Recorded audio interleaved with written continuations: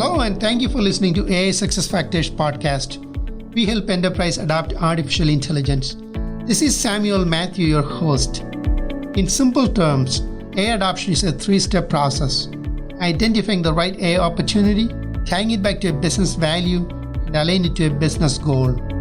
If you're a leader, needs help demonstrating ROI on your existing AI initiatives, or want to get a buy-in for a new AI initiative, you are in the right place.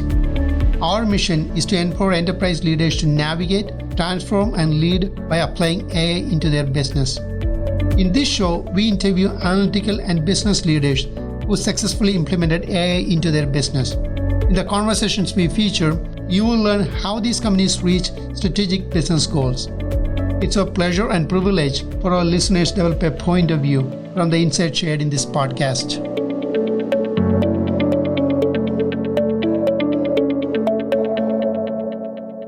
Hey, Abhay, welcome to AI Success Factors podcast. Hey, Samuel, very glad to be here. I'm excited to be sharing my knowledge about cognitive architectures today. Absolutely, Abhay. Thanks for being here.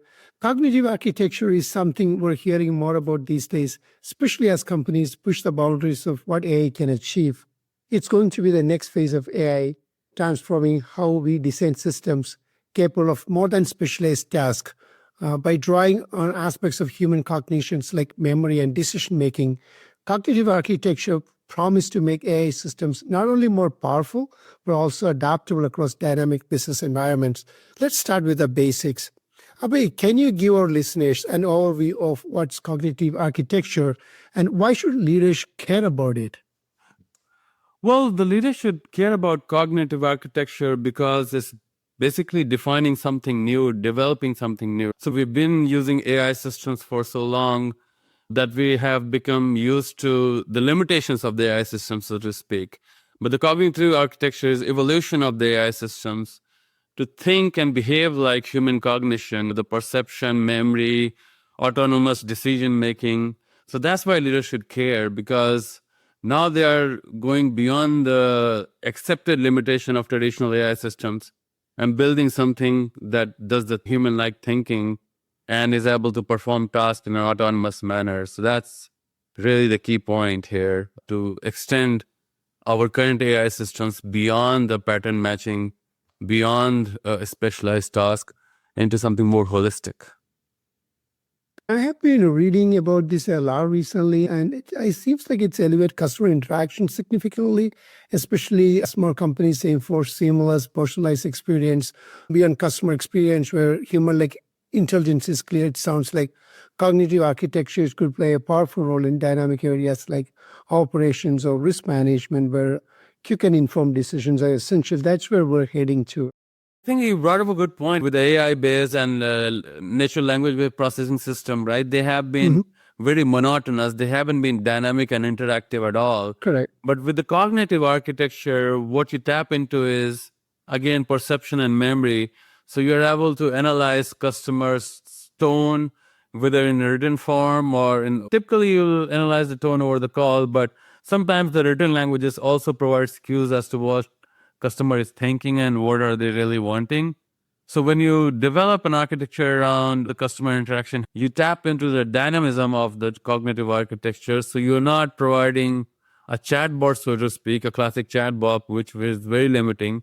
You're providing a truly dynamic experience to the customer and really trying to help them in a dynamic way so they don't get frustrated, and you're able to retain customers in that way because they're feeling that they're actually interacting with the customer care system that really listens to them.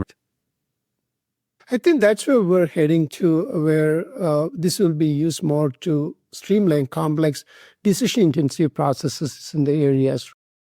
Exactly. As I think we touched upon earlier, it's not a specialized task. It's more dynamic in nature. And I think that's where we're heading to in future. The architectures have been around for some time, but now they're coming back into full attention given the advancements in generative AI and other AI systems.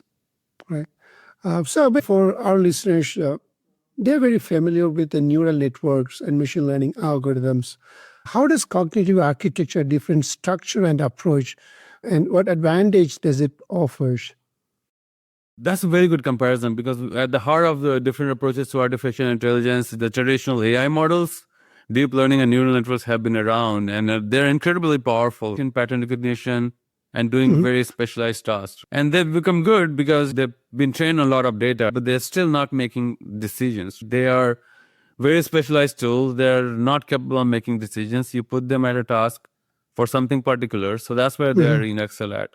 Now, cognitive architecture, on the other hand, as I was saying, it takes a holistic approach. So instead of focusing on just one particular task, it's going to create a complete system that mimics how our mind works. Right? So the key advantage here is flexibility and transparency. While traditional systems need to be completely retrained for new tasks, if you want your image classifications to be focused on birds, you're probably going to have to retrain them on a bunch of bird images, right? A cognitive architecture can remember that it has been trained on some birds, and then it has been trained on identifying new birds. It can do that based on the experiences it has, based on training data it has. So it becomes more like mirroring the human thinking process. As you described, it sounds like it could be the next evolution in AI, a move from high-functioning specialized to strategic, adaptable systems. For organizations, when they look into adapting these cognitive technologies, cognitive architecture in their system, I'm imagining this transition will be a bit daunting. What do you think? It will be, because there are layers of things that will need to transform. If you look into current landscape, I think most organizations are not even fully utilizing generative AI and other AI technologies. So the transformation has to be very significant in terms of not only technology, but the team dynamics itself. So you're looking at interdisciplinary team, you looking at people who are expert in psychology and human cognition, and then people who are expert in technology like AI and generative AI. And at the crossroads of these is where the cognitive architecture will evolve and bloom. So it's going to be a significant change for organizations. There are many challenges around building a interpretable system, maintaining these systems, scaling these systems. So the typical architectural or enterprise challenges will remain. But also with this architecture comes new challenges, creating truly dynamic teams that can come together to create these architectures and maintain these architectures. So the challenges are numerous. So what are the practical steps you recommend for organizations to take advantage of this cognitive architecture without overhauling their existing systems? Is it something incremental, linear, or is it something radical shift? So I think this will be a radical shift. It cannot be incremental. I think when you're thinking about adopting this, you're fundamentally changing, going in a new direction. The change management on this is very radical, because when you're thinking about systems that can do just beyond a specialized task, you have to really take a step back and think about how can I really leverage this technology. There's a paradigm shift. Now you have system which is capable of thinking itself.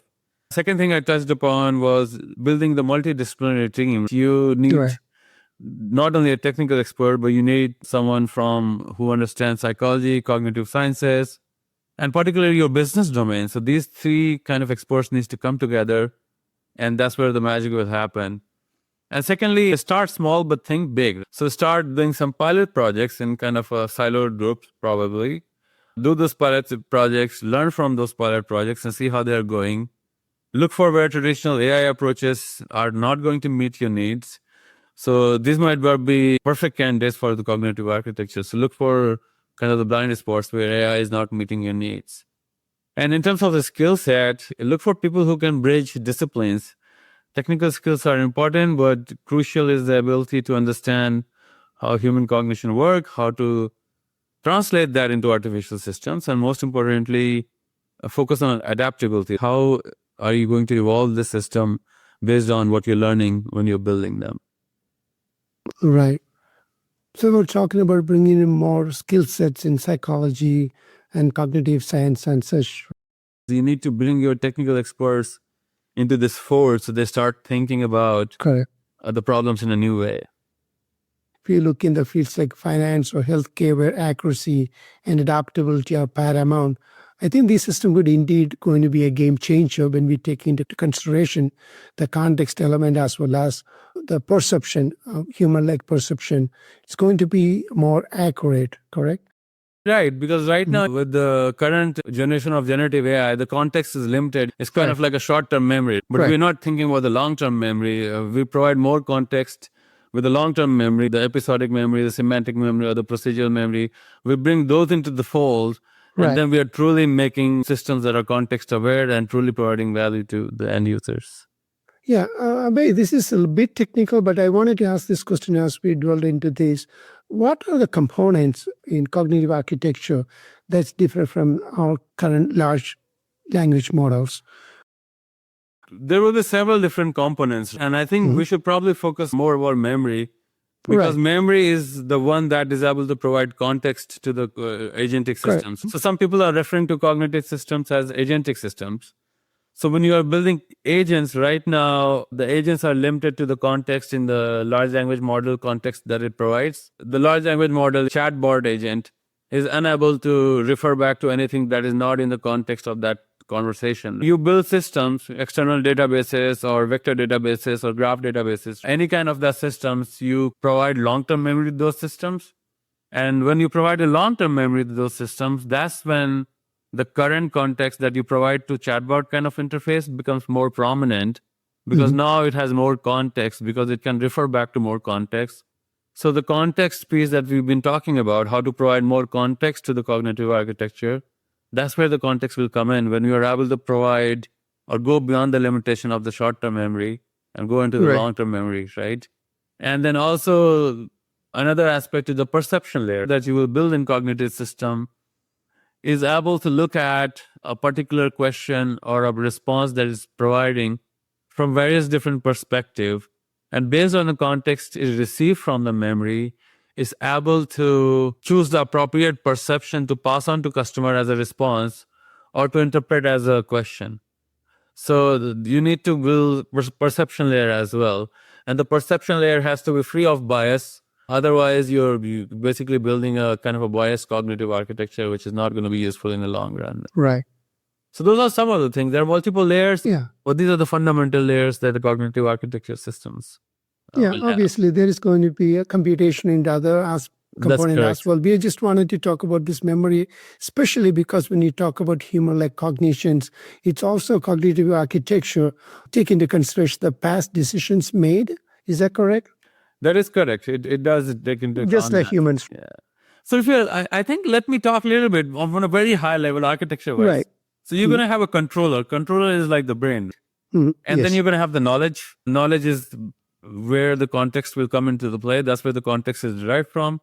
And then knowledge will be based on the long-term memory and the short-term memory. And there will be different tools to augment your brain. So if the brain wants to refer to a Wikipedia article to gain more context, it can go and browse there. It knows that you need to go there. And then, so these are the tools. And then finally, there are the instructions, whether it's the response to the question. So these are, on a very high level, these are the fundamental pieces that you have in a cognitive architecture. And then you can have a number of tools. You have a number of ways to retain knowledge, pass knowledge, a number of ways to emulate memory. But these are the key pieces that a system will have.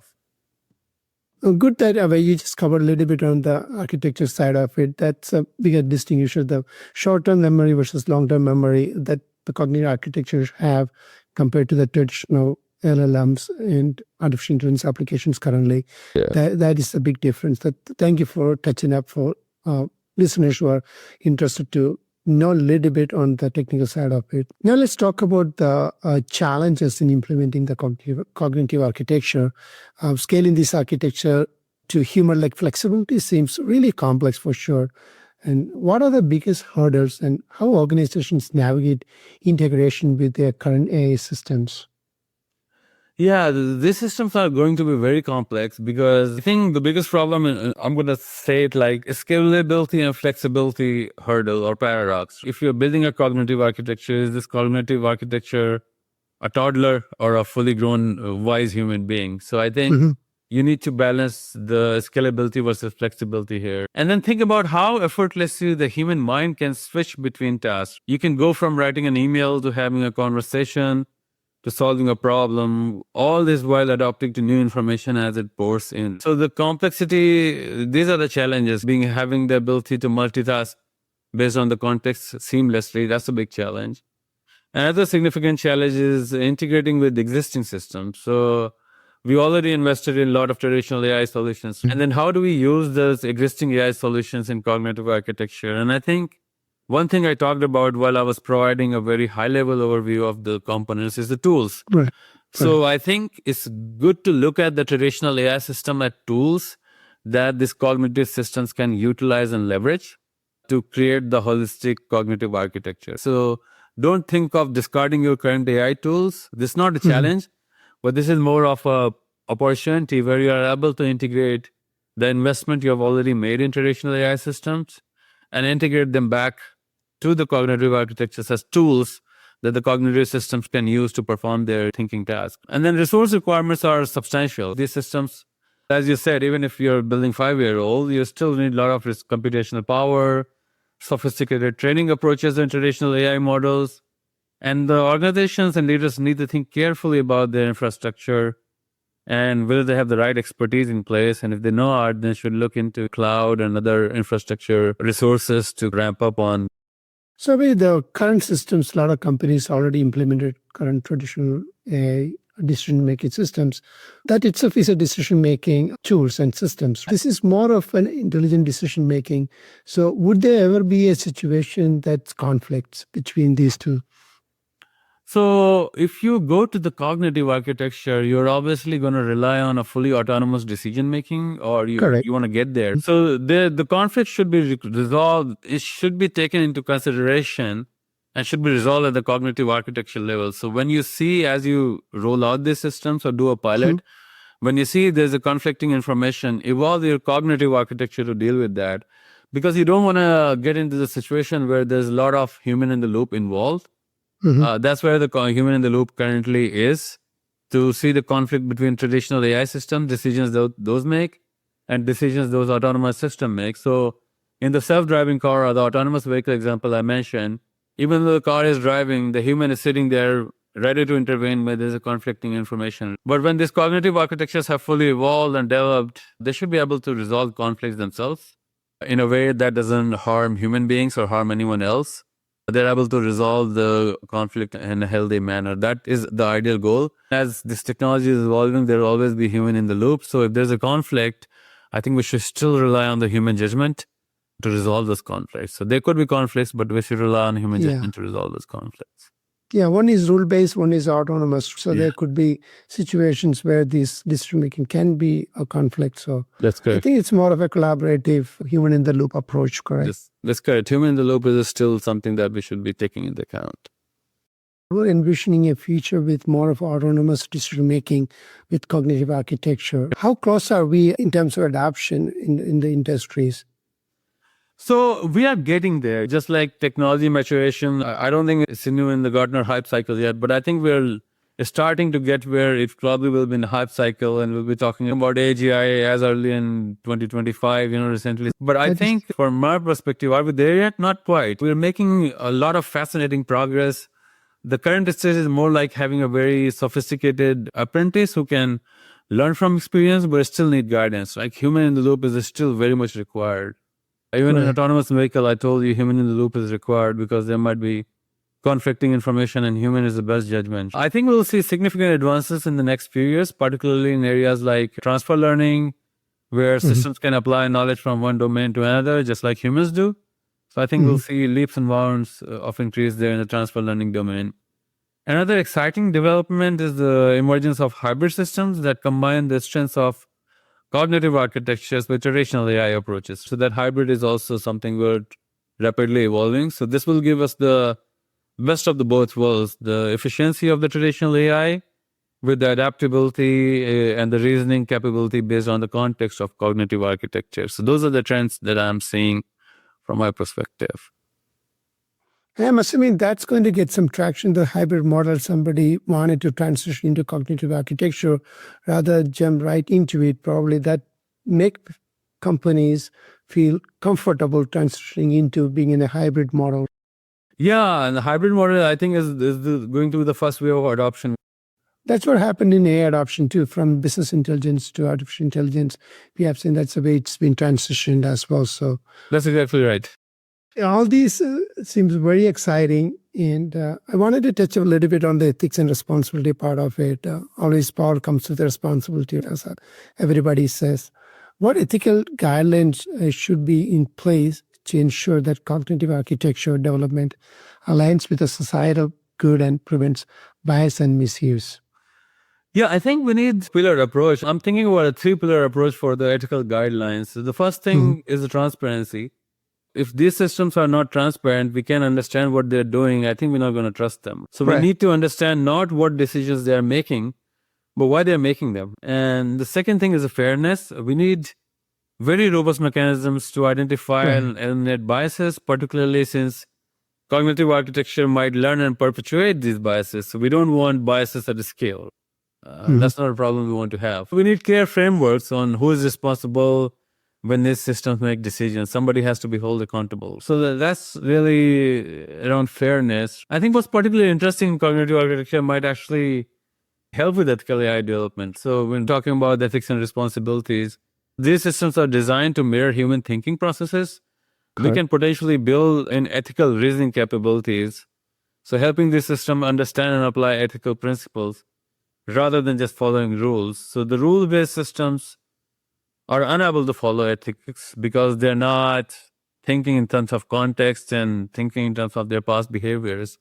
But the cognitive architecture actually allows us to build ethical systems because they have learned ethics and they can apply those ethical rules. That's the exciting aspect of building ethical cognitive system, is that they can retain this ethical knowledge and apply them in future. So if we catch biases, behaviors that are not transparent in the beginning, we can reinforce and make the learning right there so that these things don't become a problem in the long run. Yeah, that's the biggest gap at the moment with extra systems. So it doesn't have that ability to decide what is ethical, what is not, especially in the healthcare settings. So imagine a doctor being in providing care for a patient.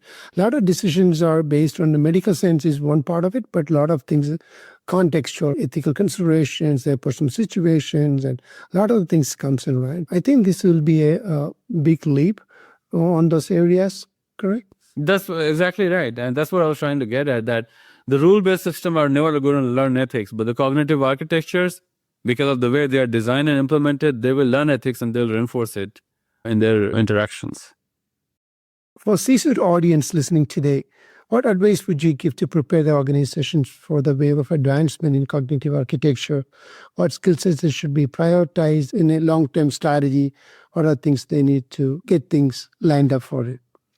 Yeah, my key advice would be, don't think of this architectures as another IT initiative. This is about fundamentally changing how your organization approaches problem solving and decision making. Right? So invest in understanding. You didn't need to become a technical expert, but you should understand the basic principles and possibilities of cognitive architecture. It's like learning a new language. You need enough fluency to make informed decisions. The second thing is focus on building multidisciplinary teams. You need people who are at the crossroads of programming AI, but also understand cognitive sciences, psychology, and business domain. This intersection is where the magic will happen. Finally, start small in iterative steps, but think big. Begin with pilot projects that can demonstrate value. And these projects are where you learn from and iterate on and build the organizational capabilities. Look for areas where traditional AI approaches aren't quite meeting your needs. These might be the perfect candidates to start the hybrid cognitive architecture approach that we talked about. And the skill set to prioritize, look for people who can bridge disciplines. Technical skills are very important, but crucial is the ability to understand how human cognition works and how to translate that into artificial intelligence systems. And finally, focus on adaptability. This field is evolving rapidly, and the team needs to evolve with it. So those are the things that I would share for the C-level audience. That's a great advice. To our listeners tuning in today, the key takeaways here is that cognitive architecture is a foundational shift in AI. It's more than just a technological advancement, as Abhay just mentioned. It's a startup system that can adapt, learn, and make nuanced decisions in dynamic environments, much like human intelligence. Looking ahead, now is the time for leaders to start preparing, investing in technological capabilities and framework that can support cognitive architecture as it becomes a larger part of our AI landscape. Thank you, Abhay, for walking us through this exciting frontier in AI, and thank you to our listeners for tuning in. Until next time, stay curious and keep pushing the boundaries of what AI can achieve. Thank you. Thank you, Samuel.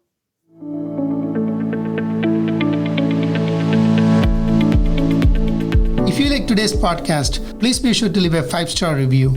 Your feedback is important. We always look for comments and recommendations to improve. This show is available on Apple Podcast, Google, and SoundCloud. Please do subscribe. Plus, you can find us on LinkedIn, Twitter, Facebook, and on YouTube. You can find the links to these pages in the show notes or by visiting us at aisuccessfactors.com. We publish episodes bi-weekly on Wednesdays. Please be sure to tune in for the next episode. Thank you and see you next time.